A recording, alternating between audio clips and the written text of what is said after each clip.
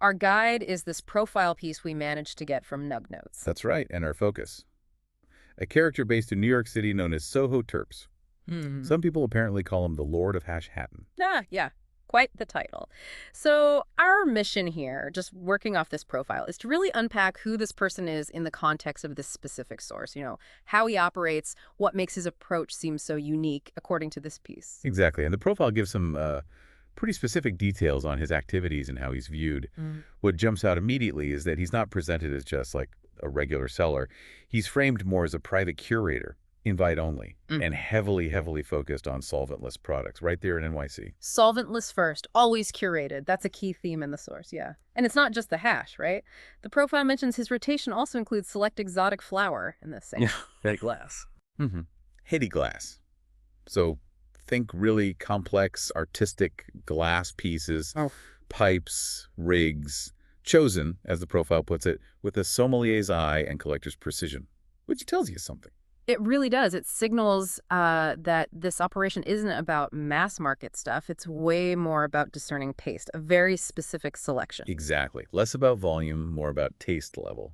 And the profile highlights something else pretty wild, the speed. Oh, yeah, the speed detail. That's kind of incredible. LA to NY overnight. That's the claim. It lists West Coast brands. People might know Grape God, Rosin Papi, West Coast Alchemy. And the idea is if something notable drops in LA, especially from the West Coast, boom, it's supposedly on his menu, his table, whatever you call it, in Soho within 24 hours. No, just think about what pulling that off suggests. Logistically. Especially, considering the nature of the market. It points to a seriously efficient supply chain. Built on deep relationships, direct connections, probably. Yeah, for sure. And a level of trust and rapid movement that's pretty remarkable. It's definitely not your standard shipping situation. And then there's getting access. It's not easy, according to this piece. The profile's very clear. No walk-ins, no open invites. Right. You apparently have to get verified first. It mentioned something about a Linktree system. Yeah, sounds like it. Yeah. Which points to an access model built totally on trust. Network vetting. Less about public hype. Definitely not chasing clout in that way. The source calls it a legacy process. It's not about serving everyone. It's about serving a select, vetted few. So the profile makes this argument that he's not just moving product, he's curating a lifestyle. They talk about blending visuals, these high-quality melt shots. Which are basically like close-ups showing the hash melting cleanly, indicating quality. Right, those shots mixed with scenes from like high-end New York restaurants. The implication being the hash quality fits right into that luxury lifestyle and paints a picture. Helps define who he is in this narrative, not just a plug. Exactly. Someone cultivating a specific persona, a palate. The profile even lists his other stated interests alongside the hash. Things like golf, high-end German cars, BMWs are mentioned, and collecting really serious Heady glass. Artists like Mothership and Glass get name-dropped. Serious collector pieces. And he apparently uses platforms like Instagram and Twitter, not just for announcements, but to preview the glass and to, quote, flex Heady combos. Yeah, basically showing off impressive pairings of hash and these high-end glass rigs in real time. It's about showcasing what's currently in rotation, reinforcing that whole lifestyle vibe. And consistently, the profile emphasizes this collector's mentality. He's not described as chasing public attention, but rather chasing melt. Meaning focused purely on the quality, the rarity of the hash itself. Apparently, his personal collection includes ultra-rare rigs, unreleased jars. Every pickup for him is framed like another step in a vetting process.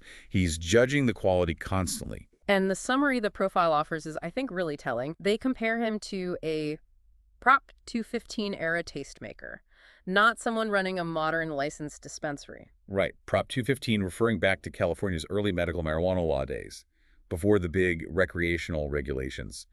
A time often characterized by more, let's say, informal networks built purely on reputation and trust. Exactly. He's described as networking with elite brands, Tenco, Kapow, are mentioned sort of coasting through cold cure, not dealing with licensing stuff. So what this profile suggests, taken as a whole, is that SoHo Terps represents this highly curated, very exclusive network centered on elite solventless hash and these luxury lifestyle items. And it's defined by, well, that incredible claimed speed in sourcing. That LA to NY overnight thing. Yeah, that plus a really specific palette, this exclusive access model. And fundamentally, a collector's approach, not a typical retail one. It's really that combination, the speed, the meticulous focus on a palette and lifestyle, all wrapped in this exclusive, trust-based model.